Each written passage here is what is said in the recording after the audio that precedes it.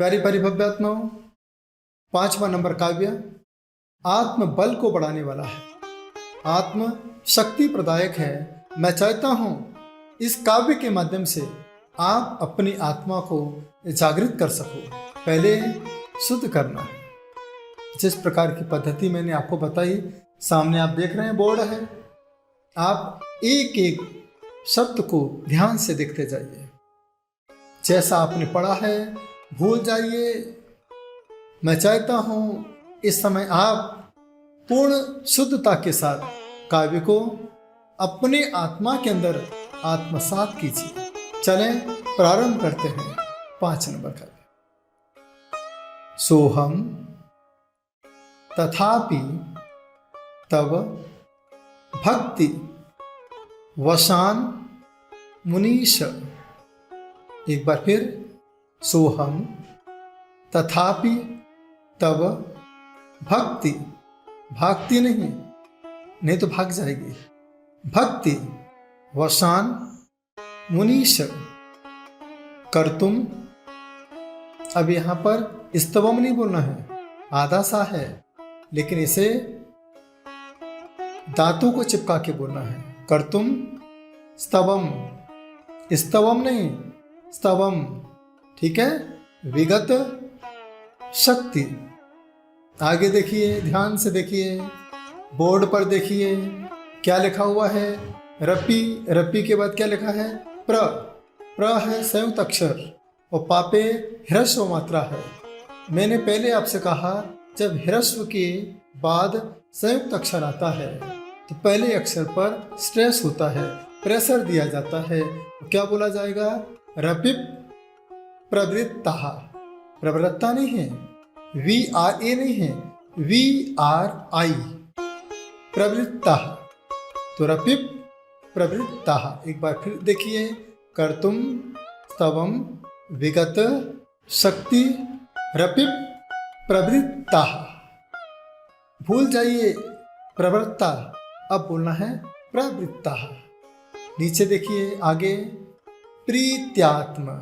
प्रीत्यात्म नहीं, ये दीर्घ है, तो दीर्घ में हमें समय को ज्यादा देना पड़ता है। तो कैसे बोलना है? प्रीत्यात्म वीर्य मविचार्य। हाँ देखो, मैंने कहा गलत बोलोगे आप। मृगी नहीं है, मृगेंद्र भी नहीं है, ये है मृगी, MRIGI। क्या हुआ? मृगी। अब नहीं बोलना मृगी, और मराठी में बोलते हैं मुर्गी या मुर्गा मुर्गी क्यों लाते हो आप लोग? तो यहां पर आपको बोलना है मृगी। संस्कृत है जो हम बोलते हैं, लेकिन बोलना क्या चाहिए? Sanskrit, KRIT, SANKRIT। क्या हुआ? संस्कृत। ऐसी यहां पर क्या है? मृगी। आगे मृगेंद्रम। अब आपको मृगी मृगेंद्रम नहीं बोलना है, आपको बोलना है, अब देखिए सामने बोर्ड पर देखिए क्या लिखा है? मृगी मृगेंद्रम। ठीक है, एक बार फिर देखिए, प्रीत्यात्म वीर्य मविचार्य मृगी मृगेंद्रम। बहुत अच्छे। आगे, नाभेति किम निज शिशु हो। विसर्ग है, आधा ह जैसा उच्चारण निकलेगा। निज शिशु हो परिपालनार्थम। एक बार फिर देखिए, नाभेति किम निज शिशु हो परिपालनार्थम। पूरा काव्य ध्यान से सुनिए एक बार। सोहम तथापि तव भक्ति वशान मुनीश कर्तुम तवम विगत शक्ति रपिप प्रवृत्ता।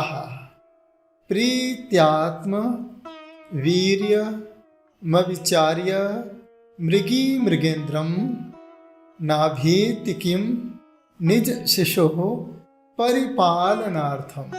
अब आप इसे संगीत के साथ सुनिए। सोहम तथापि तव भक्ति वशान मुनीश कर्तुम स्तवम विगत शक्तिरपि प्रवृत्ता। प्रीत्यात्मवीर्यमविचार्य मृगी मृगेन्द्रम् न भेति किं निजशिशोः परिपालनार्थम्। बहुत अच्छे। अब देखिए शब्दार्थ। मुनीश, हे मुनियों के ईश्वर, तथापि, तो भी, अहम, मैं, सह, वह, शक्ति अर्थात शक्ति ही, विगत रहित होकर, अपि अर्थात भी, तब तुम्हारी, स्तवम स्तुति, कर्तुम करने के लिए, भक्ति वशात भक्ति के वश, प्रवृत्त हुआ हूँ। मृगी हिरणी आत्मवीर्यम अपनी शक्ति, अविचार्य विचार नहीं करके, प्रीत्या प्रीतिवशात निज शिशु अपने शिशु को, परिपालनार्थम बचाने के लिए, किम क्या, मृगेंद्रम सिंह के सम्मुख, न अभ्यति नहीं जाती है अर्थात जाती है। आप इसके भावार्थ को समझिए। हे मुनीश्वर ऋषभदेव, मैं मानता हूं सामर्थ्य रहित होने पर भी आपकी भक्ति वश आपकी स्तुति करने के लिए प्रवृत्त हुआ हूं। जैसे हिरणी ममतावश अपने बच्चे को बचाने के लिए अवश्य होने के बाद भी शेर से सामना करती है, वैसे ही मैं भी शक्ति रहित बुद्धि के बिना विचार किए आपकी भक्ति करने के लिए प्रवृत्त हुआ हूँ। इसके बाद इसका एक रिद्धि जाप है। ओम ह्रीं अर्हं नमो अनंतो ही जिनाणम झ्रौं झ्रौं नमः।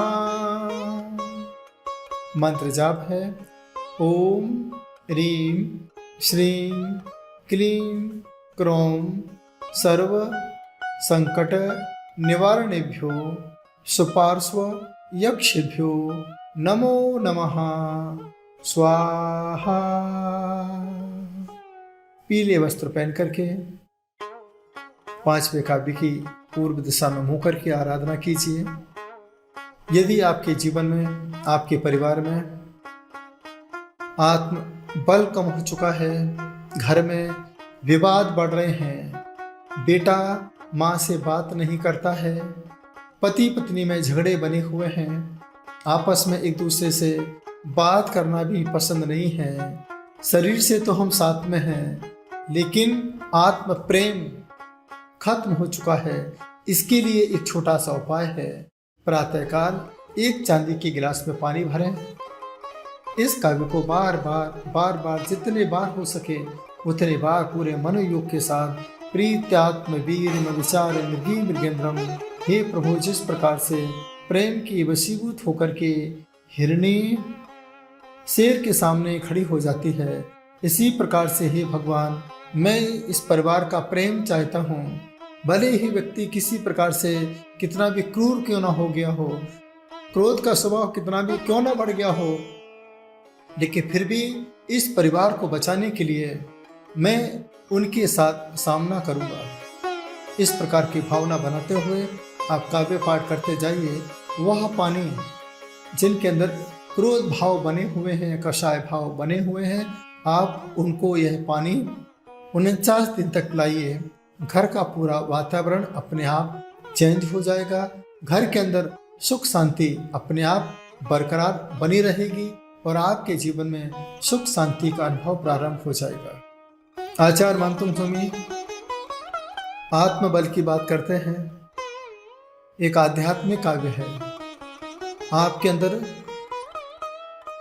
यह शरीर जो चल रहा है आत्मा के प्रभाव से ही चल रहा है। यदि आत्मा निकल जाए, यह शरीर मुर्दा हो जाता है। इस शरीर को प्राण किसने दिए? आत्मा ने दिए। इसलिए शब्द आया यहाँ पर आत्मवीर्य।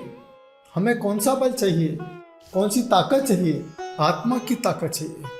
आत्मा की ताकत को बढ़ाने के लिए सबसे पहले हमें सोह मुद्रा बनाना है।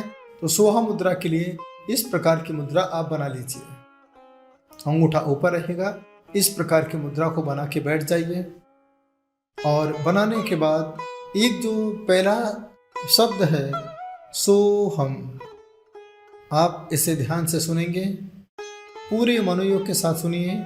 सामने पिक्चर को देखते जाइए, चित्र देखते जाइए। एक निराकार स्वरूप बना हुआ है, श्वास आ रही है। आती हुई श्वास में आपको सो अक्षर दिखाई दे रहा है, देखिए सामने। और हम में जब हम श्वास को बाहर छोड़ते हैं, यह श्वास बाहर जाती हुई दिखाई दे रही है। यह प्रयोग आप मेरे साथ कीजिए पूरे मनोभावना के साथ। जिनके सिर में बहुत भयंकर दर्द होता हो, सिर का दर्द है, मस्तक का दर्द है, हमेशा अनिजी महसूस करते हैं, थके थके से लगते हैं, किसी भी काम में मन नहीं लगता है, जो भी काम करने में संलग्न होते हैं, काम अधूरा ही छूट जाता है।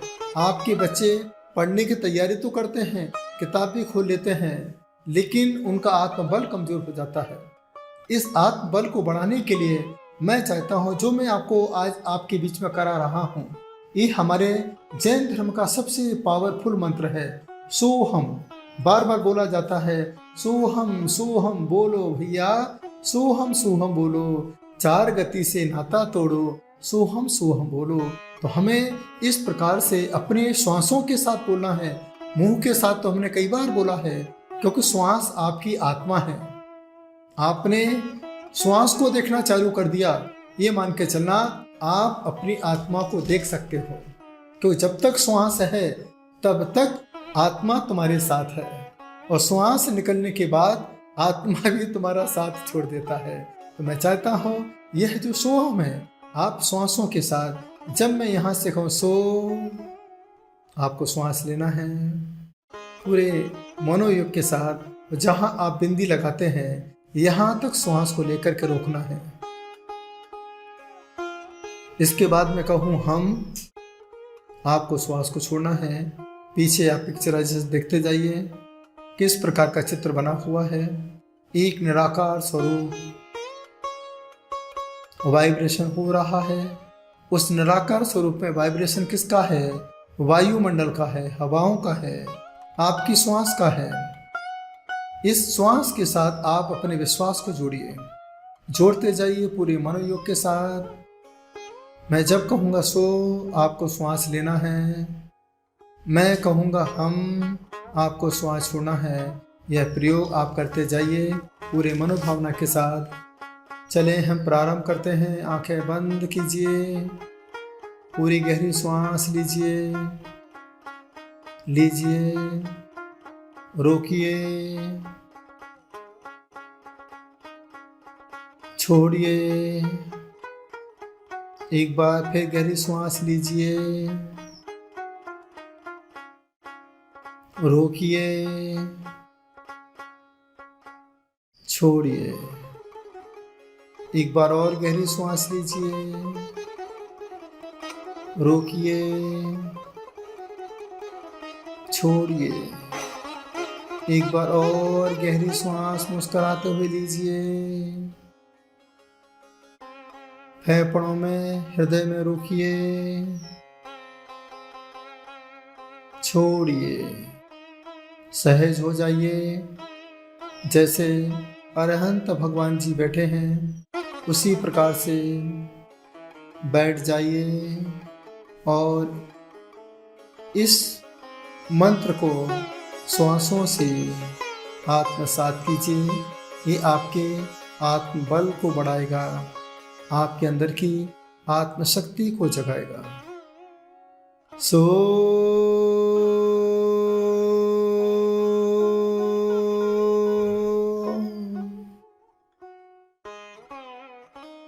हम